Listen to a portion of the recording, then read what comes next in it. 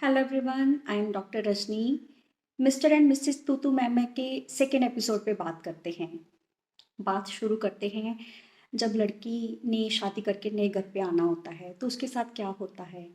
उसकी सारी रूटीन, उसकी ओल्ड बायोलॉजिकल क्लॉक, उसकी ओल्ड हैबिट्स, जिसमें वो जितनी भी साल की वो है उतनी साल वो जिए होती है। मान लो वो 25 साल की है तो वो 25 साल जिन आदतों में जी है, जैसे संस्कारों में जी है, जैसी उसकी रूटीन है, वो सब डिस्टर्ब होती है। उसकी डिस्टर्बेंस की वजह से भी उसकी फिजिकल, इमोशनल, मेंटल हेल्थ पे बहुत इफेक्ट आता है। एक स्ट्रेस आता है। पुराना छूट रहा होता है, नया उसके लिए अननोन होता है, उसका उसके ऊपर काफ़ी स्ट्रेस आता है। इस चीज़ का स्ट्रेस आता है कि अपने ही घर में जिस माँ बाप ने उसे पाला होता है, जिस भाई के साथ वो बड़ी हुई होती है, पल मतलब घर में दोनों इकट्ठे रह रहे होते हैं, उसके साथ भी उसकी कहा-सुनी हो जाती है, विचार आपस में कई बार नहीं मिलते हैं। जिन्होंने उसको सँभाला होता है, उनके साथ भी अनसुनी हो जाती है। तो आप कैसे सोच सकते हैं कि वो नए घर में जाएगी और वहाँ पर उसके विचार या उसके बातों का मनमुटाव नहीं हो सकता, या कहा या फिर कहा-सुनी नहीं हो सकती। इस चीज़ के लिए हम लोग प्रिपेयर क्यों नहीं होते हैं, है ना? तो उसको भी अपने विचार रखने की, अपनी बातें रखने की आज़ादी होनी चाहिए ना। यहाँ तक कि कई बार होता है कि हमें अपने ही रूम में जाकर अपने ही बेड वाली साइड पे नींद आती है, तो दूसरे के घर में जाकर टोटली सारा माहौल चेंज होता है, तो वहाँ पर कुछ महीने उसको नींद की डिस्टर्बेंस भी आती है। और प्रॉपरली स्लीप ना आना वैसे आपके मेंटल हेल्थ को कितना इफ़ेक्ट करता है, तो उसके ऊपर कितना प्रेशर होता है खुद को चेंज करने का। कितने सालों के पुराने पैटर्न कुछ ही दिनों में चेंज तो नहीं हो सकते ना, कुछ साल ज़रूर लगते हैं चेंज होने में। तो उसको पुराना छूटने का और नया अपनाने का, नया भी अपनाना धीरे-धीरे आएगा उसको। धीरे-धीरे वो चीज़ों को समझ पाएगी, धीरे-धीरे उनको अडैप्ट कर पाएगी। उसके ऑपोज़िट क्या होता है, लड़का, उसने क्या करना होता है, ना तो उसने अपनी रूटीन चेंज करनी है, ना उसने हैबिट चेंज करनी है, ना उसके माता-पिता चेंज होने हैं, ना उसका घर चेंज होना है। तो उसकी रिस्पॉन्सिबिलिटी ज़्यादा होनी चाहिए चेंज होने की, क्योंकि लड़की तो ऑलरेडी काफ़ी कुछ चेंज कर कर आ रही है अपने साइकोलॉजिकल लेवल पे, अपने इमोशनल लेवल पे, वो कुछ बहुत कुछ छोड़ कर आ रही है। यहाँ तक कि सबसे बड़ा ट्रॉमा जो उसका होता है वो अपना घर और अपने पेरेंट्स छोड़ कर आ रही है, अपने लव्ड वन छोड़ कर आ रही होती है, वो ट्रॉमा में होती है। तो हस्बैंड ने कुछ नहीं छोड़ना होता है, तो उसकी अगर उसने कुछ छोड़ना नहीं है, अपने ही घर में रहना है, तो वो उसकी क्या ज़िम्मेदारियाँ होनी चाहिए अपनी पत्नी के प्रति, ताकि वो कुछ साल ले और आपके घर में एडजस्ट हो सके। मैंने बात करी थी कि लड़के की ज़िम्मेदारी ज़्यादा हो जाती है लड़की को अपने घर में एडजस्ट करने की, तो उसकी पहले ज़िम्मेदारी क्या होनी चाहिए? सबसे इम्पोर्टेंट बात, आपकी पत्नी का रिश्ता आपके घर वालों के साथ आपकी वजह से है। आपकी वजह से है। वो पहले सिर्फ़ बेटी थी या ज़्यादा से ज़्यादा बुआ थी, मगर आपसे शादी करने के बाद वो किसी की देवरानी बन जाती है, किसी की जेठानी बन जाती है, किसी की भाभी बन जाती है, किसी की मामी, चाची और पता नहीं कितने रिश्ते बन जाते हैं। उन सब रिश्तों रिश्तों की रिस्पॉन्सिबिलिटी वो आपकी वजह से उठाने के लिए तैयार है। तो आपकी पहले ज़िम्मेदारी क्या बनती है? आपका रिश्ता उसके साथ अच्छा होना चाहिए। अगर आप उसके साथ सही हैं, आप उसको अंडरस्टैंड अच्छे से करते हैं, मेंटली अंडरस्टैंड करते हैं, इमोशनली कंटेंटेड रखते हैं उसको, उसके साथ कंसर्न आपका अच्छा है, तो आपकी फैमिली के सारे रिश्ते वो खुशी-खुशी निभा सकती है। आपकी मदर के साथ भी उसका रिलेशन अच्छा रहेगा, आपके फादर के साथ भी रहेगा, आपके भाई और बहनों के साथ भी रहेगा, अगर आपका रिश्ता उसके साथ सही है। आपका मनमुटाव उसके साथ नहीं होना चाहिए, तो ये सबसे पहले ज़िम्मेदारी आपकी बनती है कि मैं उसके साथ कैसा रिश्ते में रह रहा हूँ। आप सही रह रहे हैं, तो वो बाकी रिश्तों को भी अच्छे से सँभाल सकती है। आपके प्रेम में, आपके खुशी में बाकी रिश्ते भी वो सँभाल लेगी। दूसरी ज़िम्मेदारी आपकी क्या है? उसको सही टाइम देना। ऐसा नहीं कि जब आपको प्यार आए, जब आपको रोमांस आए या आपको शरीर भोगने की ज़रूरत महसूस हो तब आप उसके पास जाएँ। ऐसा नहीं होना चाहिए। उसको सही टाइम दें। वैसे तो जब वो शादी के बाद आती है तो वो कहीं लॉनली फील तो नहीं कर रही, कहीं वो सैड तो नहीं, कहीं उसको इमोशनल मोटिवेशन की ज़रूरत तो नहीं, कहीं वो मेरे घर के लोगों में रहने का तनाव या कंफर्टेबल फील नहीं कर रही है। तो मैं उसे टाइम स्पेंड करूँ उसके पास जाकर, मैं उससे पूछूँ, ठीक है? मैं सही क्वालिटी वाइज़ भी टाइम स्पेंड करूँ। प्यार, रोमांस तो अपनी जगह है ही है, वो तो हमने करना ही है। मगर मेरे घर में आने की वजह से उसको कहीं तनाव, लॉनलीनेस, सैडनेस तो नहीं है, उसका भी पूछना वो सही टाइम है। वो सही टाइम स्पेंड करना है। तीसरी रिस्पॉन्सिबिलिटी आपकी जो इम्पॉर्टेंट है, कई बार घर में कहा-सुनी हो जाती है, आपकी वाइफ़ आपको कुछ बताए तो कई बार हम मोस्टली बॉयज़ क्या करते हैं, इग्नोर कर देते हैं या फिर ये बात कहकर छोड़ देते हैं, बड़े हैं छोड़ो इनकी बात को, बड़े हैं कोई बात नहीं। या फिर हम कई बार सुनते ही नहीं हैं, हम प्रेफर ही नहीं करते हैं सुनना। हम किसी और काम में बिजी हो जाते हैं, ये इग्नोर कर देते हैं। तो वाइफ के अंदर एक डर पैदा होना शुरू हो जाता है। ये मैं बातें कर रही हूँ जब नया समा होता है शादी के बाद का, ठीक है? तो एक वाइफ के अंदर डर पैदा हो जाता है कि वो बात ही नहीं कर पाती अपने हस्बैंड के साथ। तो उसको लगता है कि ये सुनेंगे नहीं मेरी, तो वो बातें फिर अपने मायके में करने की कोशिश करती है। क्योंकि आपके माता-पिता अगर आपको गलत लग सकते हैं, कई बार हम भी कह देते हैं मम्मा आप यहाँ पे गलत हो, पापा आप यहाँ पे गलत हो, तो आपकी वाइफ को भी बुरा लग सकती हैं वो चीज़ें, उनको भी गलत लग सकती हैं वो चीज़ें, तो उनका राइट है आपको आकर बताना। वो सबसे पहले आपको ही बताना चाहिए उनको कि आपके माता-पिता मेरे साथ ऐसा बिहेव कर रहे हैं या ऐसा गलत बोल रहे हैं। और मैं आपको एक चीज़ बोल दूँ, असली मर्द वही है जो अपनी माता की भी, अपने पिता की भी गलतियाँ सुन सके।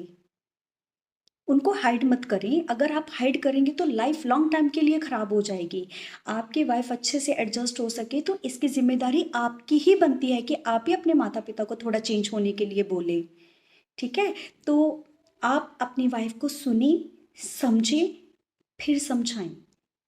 कई बार कुछ गर्ल्स इमैच्योर भी बातें कर देती हैं कुछ लड़कियाँ, तो आप बात को पहले अच्छी तरह से सुन लें। सुनकर समझ भी लें कि इसमें से क्या मीनिंग निकल रहा है और उससे पूछ भी लें कि आप इस बात को किस चीज़ के लिए मेरे को बता रही हैं, आप क्या चाहती हैं? अगर तो वो सही चाह रही हैं, तो फिर आप अपने पेरेंट्स को समझाएँ। अगर आपको लग रहा है कि ये छोटी बात है मगर इमोशनल वीक होने की वजह से ये बात को बड़ा समझ रही हैं, तो आपकी रिस्पॉन्सिबिलिटी बनती है कि आप उसे समझाएँ एक दोस्त की तरह। एक दोस्ती का हाथ बढ़ाएँ कि नहीं यहाँ पे ये चीज़ आप गलत कह रही हैं, आप ऐसे एडजस्ट करें इसमें, ठीक है? और बात अगर कोई गंभीर है, माता की भी बात आपने सुनी, पत्नी की भी आपने बात सुनी, दोनों की बातें सुनकर कभी भी पत्नी को अलग से ना समझाएँ, माँ को अलग से ना समझाएँ, उसमें आप एक गड़बड़ कर देते हैं।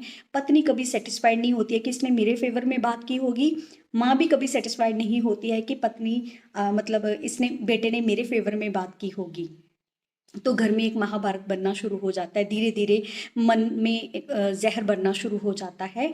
जब भी कोई गंभीर बात हो, दोनों को आमने-सामने बिठाएँ और एक कन्क्लूज़न निकाल कर डिक्लेयर कर दें। तो क्या होगा, अगर आप ऐसा करते हैं, दोनों को आमने-सामने बिठाकर बात करते हैं, तो नेक्स्ट टाइम झगड़े की बात की इंटेंसिटी कम हो जाएगी। आपकी नेक्स्ट जो ज़िम्मेदारी है, अपनी फैमिली को आप बहुत अच्छे से जानते हैं, भाई कैसा है, बहनें कैसी हैं, माँ-बाप कैसे हैं। पत्नी को ज़्यादा जानने की कोशिश करें। ये स्टार्टिंग का जो मैरिड पीरियड होता है, उसमें आप पत्नी को जानें कि उसकी क्या-क्या आदतें हैं और कौन-कौन सी उसकी चीज़ें हमारे साथ वेल मैच हो रही हैं और किसमें डिफ़िकल्टी आने वाली है। ठीक है? जिन जिन चीज़ों में डिफ़िकल्टी आने वाली है, उनमें आप और अपनी फैमिली को भी मोटिवेट करें कॉप अप करने के लिए। जैसे कि कई बार मैंने सुना है काउंसलिंग के टाइम पे कि इन-लॉज़ की ये होती है, ये हमारे घर में आई है, इसको एडजस्ट करना है, हमें कोई एडजस्ट नहीं करना है। क्यों? आप तो कुछ भी नहीं चेंज करके आए हैं। ना आपने अपनी कोई रूटीन चेंज की है, ना हैबिट चेंज की है, ना घर चेंज किया है, तो आप ईज़िली चेंज हो सकते हैं उसके साथ। 100% लड़की को चेंज होने के लिए आप कह रहे हैं, तो आपकी फैमिली में अगर 5 मेंबर भी हैं, तो 10-10% हर कोई चेंज होगा, तो बाकी के पर्सन वो खुद चेंज कर लेगी ईज़िली। तो आप अपनी फैमिली को अच्छे से जानते हैं, अब आप अपनी पत्नी को जानने की कोशिश करें। जो आदतें उसकी हार्ड हैं, उनको एक फ्रेंडली नेचर के साथ सारी फैमिली उसके साथ कॉप अप करके उसको एडजस्ट करने की कोशिश करवाएँ, ताकि वो आपकी फैमिली में ईज़िली एडजस्ट हो सके। ये आपकी ज़िम्मेदारी बनती है। जब तक आप अपनी वाइफ़ को जानेंगे नहीं, तब तक आप कैसे उसको चेंज करेंगे? तो उसको जानने के लिए क्वालिटी वाइज़ उसके साथ टाइम स्पेंड करें।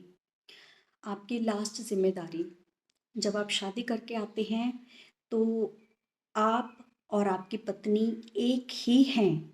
ये अपनी फैमिली को समझाएँ, ठीक है? जैसे कई फैमिलीज़ में होता है कि बेटे को बड़ी इम्पोर्टेंस देते हैं, बहू को इम्पोर्टेंस नहीं देते हैं, ठीक है? बहू की इम्पोर्टेंस क्रिएट करवाना, उसकी वैल्यू क्रिएट कराना, उसका क्या स्थान है आपके घर में, ये आपको डिक्लेयर करना होगा अपनी फैमिली में। आपको जस्ट बताना नहीं होगा, आपको समझाना भी होगा। अपने बिहेवियर से, अपने तौर तरीकों से, अपने नए नज़रिए से, अपनी नई संभावनाओं से आपको अपनी फैमिली में बताना होगा। क्योंकि कई बार होता है कि कहने से कोई नहीं समझता है, जब तक हम प्रैक्टिकली उन चीज़ों को अपने बिहेवियर को चेंज नहीं करते हैं, ठीक है? शादी के बाद आपको इनसिक्योरिटी होती है कि माँ ये ना बोले कि पत्नी के पीछे लग गया है, या बहनें ना बोलें आपको, या घर वाले ना बोले कि बीवी का गुलाम हो गया है, ऐसे है वैसे है। इन चीज़ों की इनसिक्योरिटी की वजह से आप कई बार बहुत गलत बिहेव शो कर देते हैं, जिसकी वजह से आपकी फैमिली वही दिन होते हैं अपनी वाइफ की इम्पोर्टेंस बताने के, और उसी में आप उसको डिग्रेड करवा देते हैं। ऐसे ना करें। जितना आपका, अगर आप बड़े बेटे हो, तो जितना बड़े बेटे का सम्मान घर में होना चाहिए, उतना ही आपकी पत्नी का भी सम्मान होना चाहिए। आप उसी दर्जे के हैं, दोनों एक ही लेवल पे हैं इस वक्त।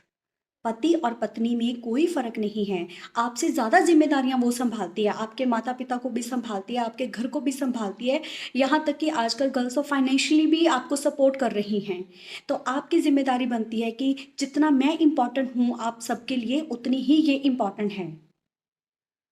तो ये आपका ज़िम्मेदारी बनती है कि अपनी वाइफ़ की कहाँ पर वैल्यू करवानी है, कहाँ पर उसको इम्पोर्टेंस देनी है, कहाँ पर आपने उसको उसका स्थान देना है, आपकी पत्नी होने का स्थान देना है।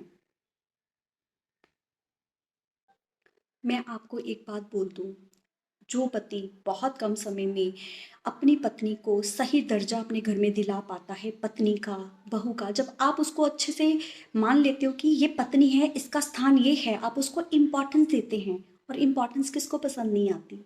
जब आप इम्पोर्टेंस देते हैं, तो आपके फैमिली मेंबर भी उसे इम्पोर्टेंस देते हैं, उसका वैल्यू करते हैं। और मैं आपको एक बात बता दूं, अगर आपने अपनी वाइफ को शादी के बाद उसका वो स्थान दे दिया जो उसका बनता है, जो उसकी रिस्पेक्ट बनती है, जो उसकी वैल्यू बनती है, तो वो आपकी पॉकेट कम में भी गुजारा कर लेगी। वो बड़ी-बड़ी चीज़ों की डिमांड कभी नहीं करेगी। वो कम में भी राज़ी हो जाएगी। जब भी आप उसको अच्छी ड्रेसेस लेके देते हो, घुमाने-फिराने ले जाते हो, या कुछ भी उसकी खुशियों को करने की कोशिश करते हो, कहीं न कहीं वहाँ पे खालीपन होता है कि मैंने उसको वो स्थान नहीं दिया अपने घर में, मैंने उसको वो वैल्यू नहीं दिया। आप उसको सही चीज़ दे दें, तो वो आपकी बाकी सारी चीज़ों में वो तंगी काट लेगी। उसको उस तंगी में भी मज़ा आएगा, क्योंकि आपने उसको वो चीज़ दे दी जो जिसकी वो हकदार है। फिर वो सारी उम्र आपकी और आपके पेरेंट्स की भी अच्छे से सेवा करेगी। मैं भी एक औरत हूँ, मैं एक औरत होने के नाते ही ये बात बोल रही हूँ, और ये बातें सबके दिल की, मतलब सारी औरत के दिल की यही बात होती है, हमें हमारा स्थान मिल जाए। हम क्या हैं आपके घर में? नहीं तो कितनी-कितनी उम्र आगे वो बहू मतलब लेके आने वाली होती हैं, उनको अपना स्थान ना मिलने की वजह से काम भी वो पूरा करती हैं, घर का सब कुछ करती हैं, मगर उनको वो सम्मान नहीं जब मिलता है ना, तो वो बहुत टूट जाती हैं। और आगे जाके वो डिप्रेशन, स्ट्रेस, एंग्ज़ायटी, यहाँ तक कि हिस्टीरिया की शिकायत भी उनको हो जाती है, आपके स्थान ना देने की वजह से। पति वो है, पत्नी शब्द से ही पति का अर्थ निकल रहा है, ठीक है ना? पत्नी, नींव, पति की नींव। तो उसको उसका स्थान नहीं दोगे, तो आपकी नींव भी आपके घर में अच्छी नहीं बन पाएगी। ये बहुत बड़ी बात होती है जब हमें कोई समझ लेता है, जब हमें कोई सुन लेता है। कई बार मैंने देखा है कि फीमेल्स को स्ट्रेस ही इसी बात का है कि हमें कोई सुन ले, हमें कोई समझ ले, और सबसे इम्पोर्टेंट वो चाहती हैं कि हमें हमारा पति सुन ले, पति हमें समझ ले। हम गलत नहीं हैं, हम गलत कुछ नहीं कह रहे हैं, हम झूठ भी नहीं कह रहे हैं। तो मेरी इस वीडियो के ज़रिए शायद वो समझ पाएँ, शायद समझा पाऊँ इन चीज़ों को। ये बहुत इम्पोर्टेंट है और ये सारी रिस्पॉन्सिबिलिटी एक पति की ही होती है। मगर कई बार ना माँ बच्चों को इस तरीके से बना देती हैं, उनकी माइंड की कंडीशनिंग इस तरीके से की होती है कि आपको कुछ नहीं करना, बहू को ही सब कुछ करना होता है। ऊपर से बहू की भी, मतलब लड़की की भी माइंड की कंडीशनिंग इस तरीके से उसके पेरेंट्स ने की होती है, ससुराल जाना है, ऐसे बन जा, ऐसे बन जा। मतलब हम प्रेशराइज़ ही कर रहे हैं बचपन से दोनों को ही, ठीक है ना? तो एक सही रिलेशन नहीं बन पाता, जो आज की हर किसी की समस्या है। ये कहीं न कहीं लड़के की भी और लड़की की भी उनके माता-पिता के द्वारा, या उनके माता-पिता की भी उनके माता-पिता के द्वारा एक डीप कंडीशनिंग की हुई है। आज की यूथ पढ़ी-लिखी है, आप लोग मेरी बातें सुनिए और कम से कम आप अपने आप को चेंज करने की कोशिश करें, ताकि हम मैरिड लाइफ़ को एक अच्छी नज़र से, एक अच्छे ढंग से देख सकें, जी सकें, हमारे बच्चे भी हमसे सीखकर अपनी मैरिड लाइफ़ को अच्छे से जी सकें। ये बड़ा ही प्यारा रिश्ता है। पति-पत्नी दोनों बहुत अच्छे दोस्त हो सकते हैं, अगर वो थोड़ा-सा अपनी लाइफ़ को एडजस्ट और गहरे से समझने की कोशिश करें चीज़ों को तो। ये सब बातें थी जब हम शादी के बाद नया हमारा टाइम पीरियड शुरू होता है तब की। मगर अब काफ़ी टाइम हो चुका है, कईयों की शादी को बहुत टाइम हो गया है, कई तो खुद सास बनने वाली हैं अब। तो मगर फिर भी मैं बोलूँगी हम शुरुआत कर सकते हैं, हम नई फसल लगा सकते हैं। तो एक छोटे से एक्सपेरिमेंट से शुरू करते हैं कि इतने लॉन्ग टाइम पीरियड में जो आपके ट्रॉमास हुए, आपके इंसिडेंट्स हुए, आपकी मतलब लाइफ में, मैरिड लाइफ में जो पेन्स हैं, उनसे हम दोबारा से नई शुरुआत कैसे करें? एक छोटा सा एक्सपेरिमेंट से शुरू करते हैं। आप उस एक्सपेरिमेंट को, जो भी मैं प्रैक्टिकल दिखाने लगी हूँ, उसको ध्यान से देखना और मुझे फिर बताना। चलिए एक्सपेरिमेंट स्टार्ट करते हैं। ये हमारे पास एक पॉट है विद शेक। ये देखिए यहाँ पे होल बने हुए हैं ना, है ना? ये सारे आपकी पेन्स और ट्रॉमा है। इतनी पेन्स और ट्रॉमा है लाइफ में कि उन्होंने आपकी लाइफ के अंदर कुछ छेद कर दिए हैं। ये देखिए ध्यान से, ठीक है? इसमें कोई छेद नहीं है, इनकी लाइफ में कोई ट्रॉमा नहीं है, कोई ट्रबल नहीं है इनकी लाइफ में, ठीक है? ये दो ए और बी हमारे मॉडल हैं। तो ये कैंडल जो रहेगी, ये जो प्रकाश रहेगा, the power with in you, आप इसको सोल बोल रहे हैं या कुछ भी बोल रहे हैं। तो ये देखिए, ये आपकी सोल, या आप जो भी हीलिंग्स कर रहे हैं, जो अपने अंदर पावर लेकर आ रहे हैं, इसको मैं इसके अंदर रखने जा रही हूँ और इसको मैं इसके अंदर रख रही हूँ। इन दोनों में से कौन सा ब्यूटीफुल लग रहा है? अब हम लाइट ऑफ नहीं कर सकते, जब मैं मेडिटेशन कराती हूँ वहाँ पे हम लाइट ऑफ करते हो तो ये बहुत चमकता है, ये बहुत सुंदर लगता है। क्यों?